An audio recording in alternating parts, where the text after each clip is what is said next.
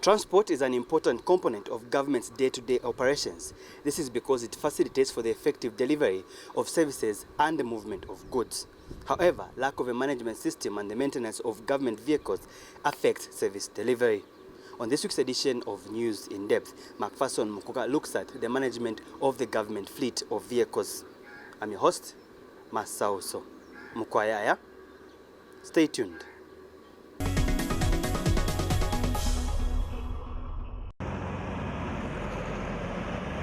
The movement of people and goods from one location to another is key in the delivery of services in many sectors. From early history, transportation has been a major contributor to the economy and a competitive force in business.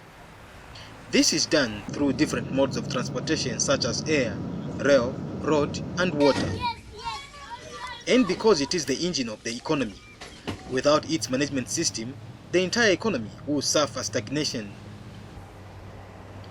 For transport to be effective, it requires infrastructure such as fixed installations, which include roads, railways, airways, waterways, and terminals, such as airports and bus stations.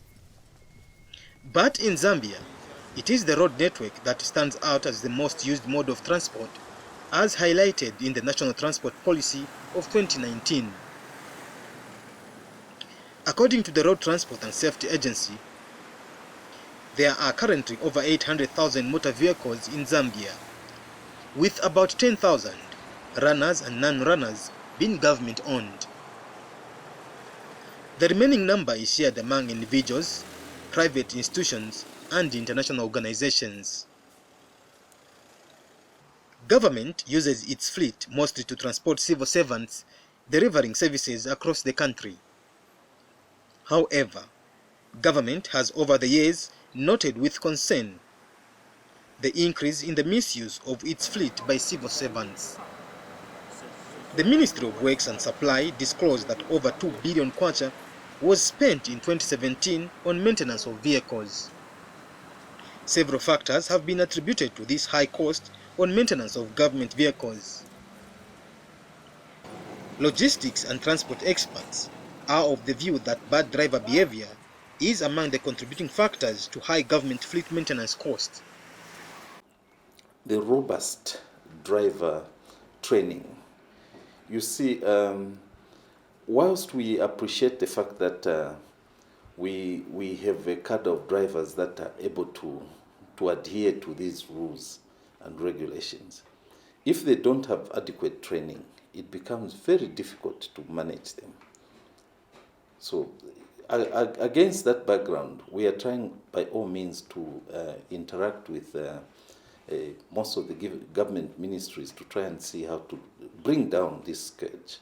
You know, driver training, there's defensive driving, there's behavior change, and most of these ideas come from the very part of robust training.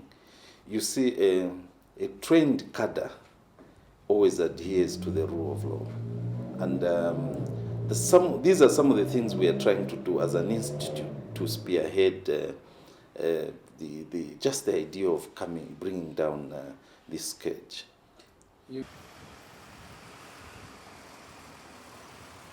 The alleged bad driver behavior by government drivers is tied to lack of adherence to road traffic rules and regulations. The Road Transport and Safety Agency has noted with concern that some government drivers forgo road rules and regulations deliberately. We have noticed that some government drivers break the law with impunity, and we have not taken this matter lightly. There is procedure, and what we do is that once we observe that there is an anomaly, yes, there are offenses that relates to a driver and offenses that relates to a vehicle. For instance, if a government driver is driving at excessive speed, we are going to charge that driver and is going to pay in his own personal capacity. So we have been doing that. When it's issues to do with the vehicle, for instance, the vehicle has got a defect, we have the procedure that we use to communicate with the control of the government transport. That's a department under the Ministry of Works and Supply. so that we advise them that this fleet of vehicles needs to be worked on. Mr. Mulanga charges that his institution will not be selective in applying the law on erring drivers. I want to state that the Road Transport and Safety Agency is impartial in the way we apply the Road Traffic Act. So we are not selective, be it private vehicles, public service vehicles, or government vehicles.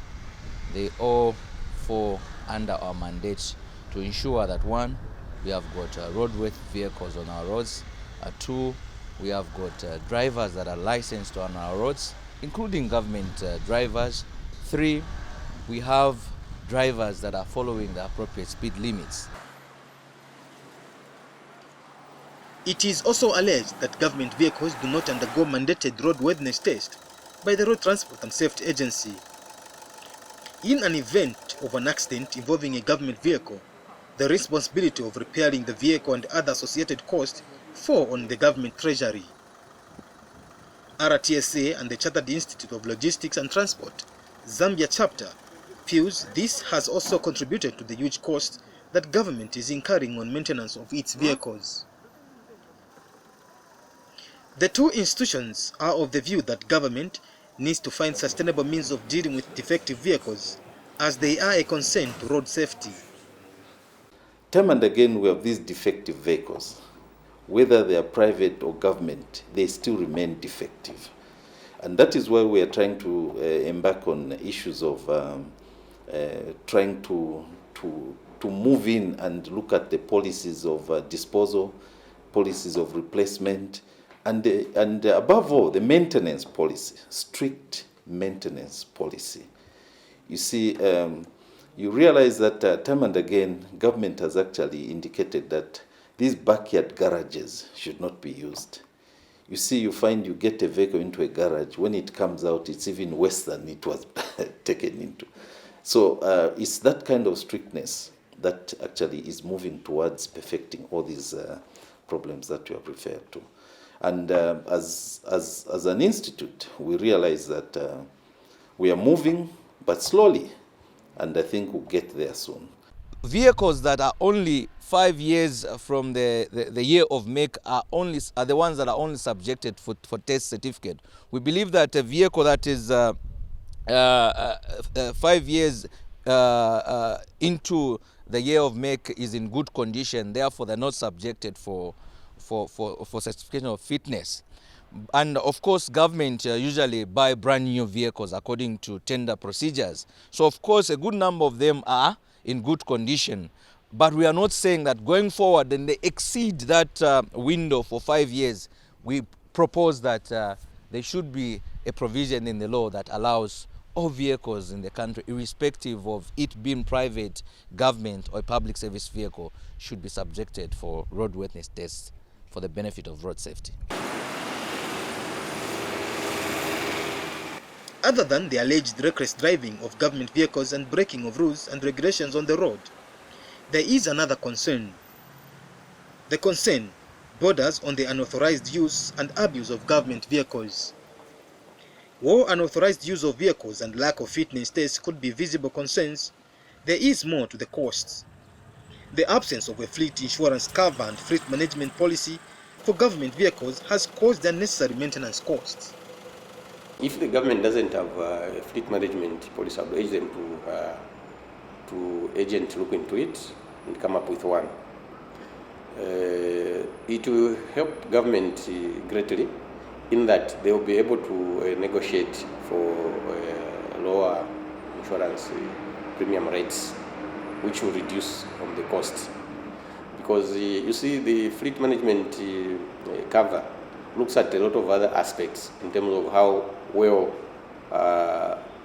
for example, government is looking after its vehicles. It is going to ask a number of questions. For example, do they have a fleet management policy in place? What does that fleet management policy has to offer? That kind of questioning entails that the insurance people will be satisfied as to the level of risks that surround the fleet. It is clear that the use of government vehicles requires some form of professional fleet management system. The system should endeavor to control and increase the lifespan of vehicles and reduce any other associated risks that may cause inefficiencies in service delivery.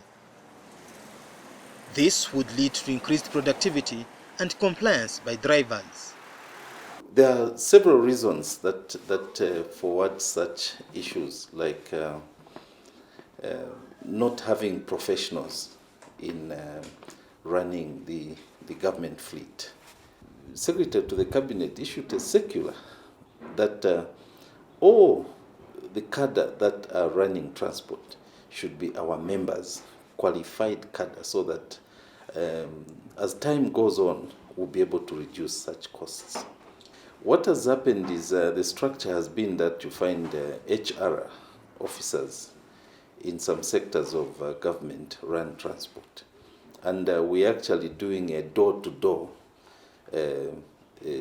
cleanup to try and make sure that all those that are running transport are professionals and are our members. So this is working very well because we've a team of inspectors that have been going around working in conjunction with CGT so that this thing is addressed. The Zambian government recognizes that an efficient and effective fleet management system in the public service is necessary to facilitate improved service delivery. For a long time, the government has been having challenges in running its transport fleet efficiently, resulting in high expenditures on procurement, insurance, replacement, fuel, and maintenance. This has been due to the absence of a comprehensive fleet management policy framework to guide ministries, provinces, and other spending agencies on how to effectively and efficiently manage the government vehicles, plant, and equipment. In the absence of the policy, government fleet has been managed through various circulars and measures issued by Secretary to Cabinet and provisions in the terms and conditions of service for the public service. However, Chartered Institute of Logistics and Transport Chief Executive Officer emphasizes the need for drivers to undergo further training in vehicle maintenance and management. We realize that there are all these issues pertaining to reckless driving by government officers, over speeding, and that is actually more reason we are looking forward to rolling out these speed cameras. And the bottom line really is to have a policy that will inculcate training, retraining these drivers and making sure that they adhere to the norms of being a good driver. However, the good news is that the Ministry of Works and Supply, who declined to feature in this program, has devised a fleet management system which was launched in October 2019. The overall aim of the policy is to provide guidance on the acquisition, utilization, insurance, maintenance, and disposal of government vehicles, plant, and equipment. One of the policy measures is to ensure that all government vehicles, plant, and equipment are comprehensively insured by ministries, provinces, and other spending agencies.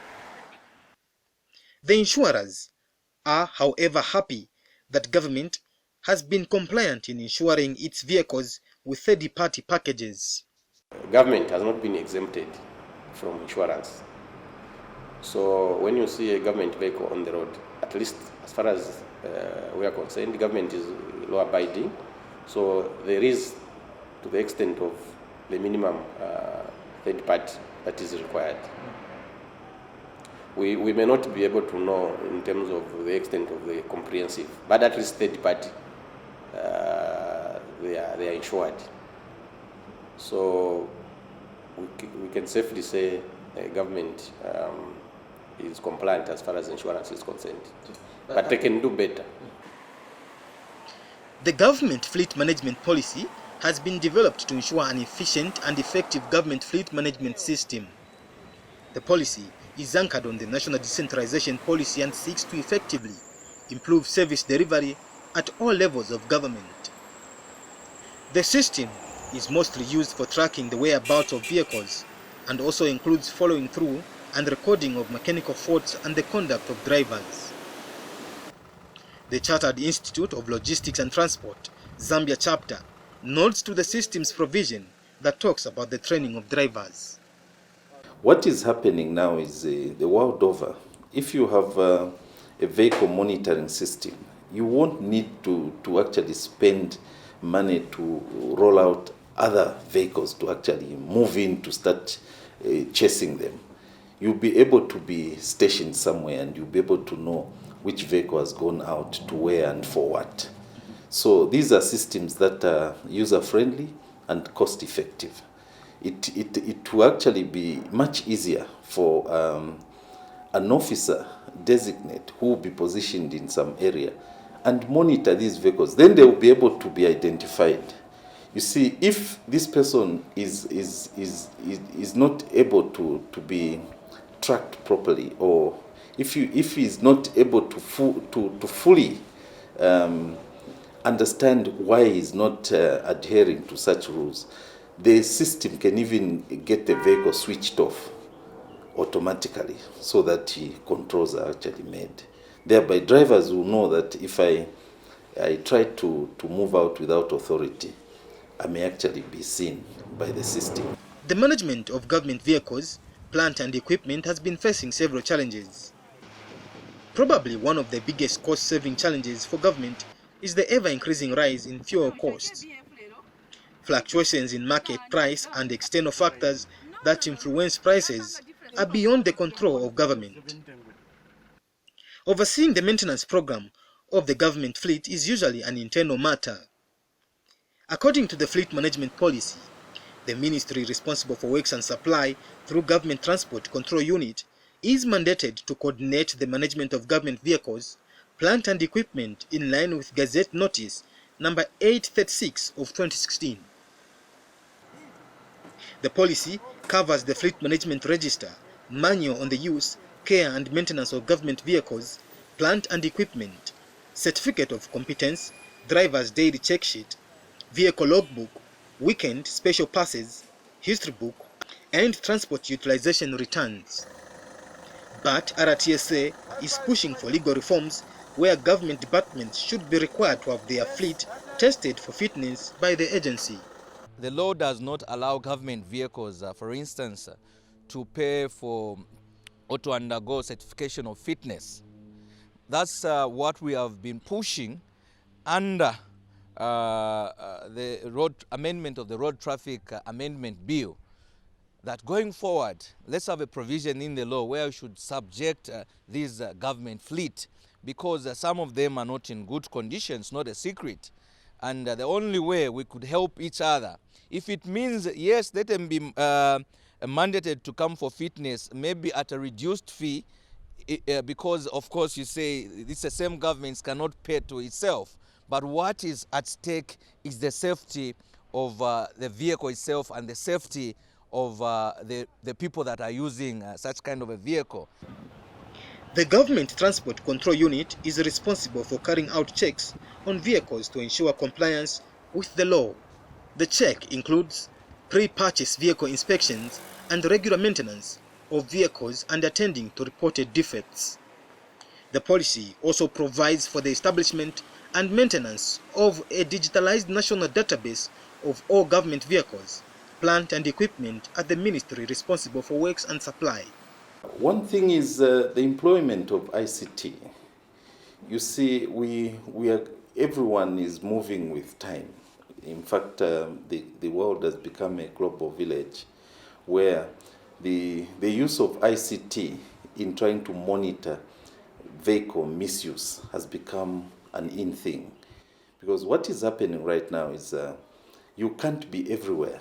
We have a situation where every after 17 hours, a government transport or a fleet of vehicles are supposed to be parked. But you can't be everywhere. You may have noticed that CGT is all over. But you see, they're just human beings. But with the use of ICT, most of these things can be made we can reduce that kind of misuse. The implementation of the policy needs the support of all stakeholders. It is expected that all ministries, provinces and spending agencies take a keen interest in following the provisions of the document in managing government vehicles, plant and equipment. RTSA and the Chartered Institute of Logistics and Transport are working hand in hand to ensure professionalism in the usage of government vehicles as enshrined in the policy. This is also to ensure that a full trail of information is available for each vehicle for auditing purposes and in the event of an accident. We are working with the control of government vehicles, which falls under the Ministry of Works and Supply, to see how we can complement each other in terms of seeing to it that the government fleet is not abused. We've just started biting. It's not that there hasn't been clear collaboration. It has been there, but there was no law. But right now, we have a situation where, with the backing of the law, everyone is actually on a sit-up position, because now they understand that there are repercussions behind that. Controlling and reducing costs for over 10,000 vehicles is always a priority. For any government, and fleet insurance is not an exception. But despite the challenges associated with the implementation of the program, insurers feel government should quickly roll out the fleet management system. The association believes the system will help in saving costs on both insurance and maintenance costs. It's very, very urgent, and we don't know where the bottlenecks are, why they are failing to come up with the fleet management. The benefits are immense. So we don't know why the government should be delaying, because that one is just a policy that they need to put in place, like any other policies or guidelines that they have, they need to have in place to operate as government. Mr. Nkaka further says there are more benefits in having the fleet management system than there are challenges. I do not see to have any challenges with that, because it's a good thing to benefit the government, and it is a saving on the treasury. So all I see are benefits than challenges. Of course, there could be challenges in terms of formulation and implementation of any policy.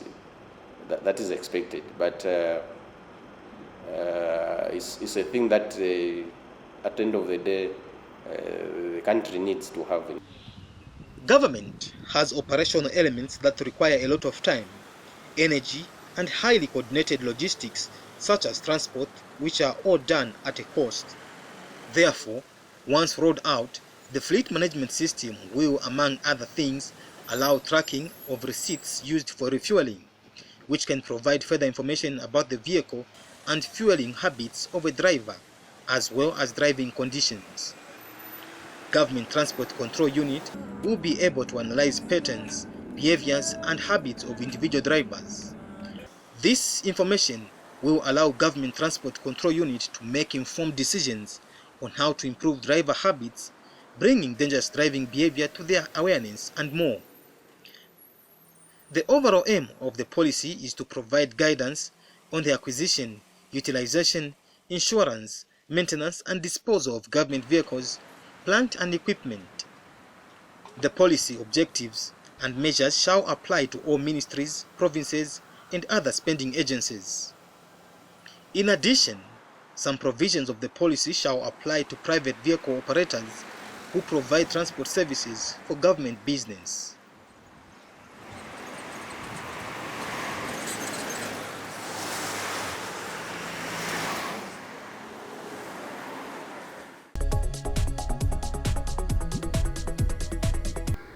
This is where we come to the end of this week's edition of News in Depth, where Macpherson Mukuka has been looking at the management of government fleet of vehicles. I've been your host, Masauso Mukwayaya. Thank you so much for watching. Join us next week at the very same time for another News in Depth documentary. Please enjoy.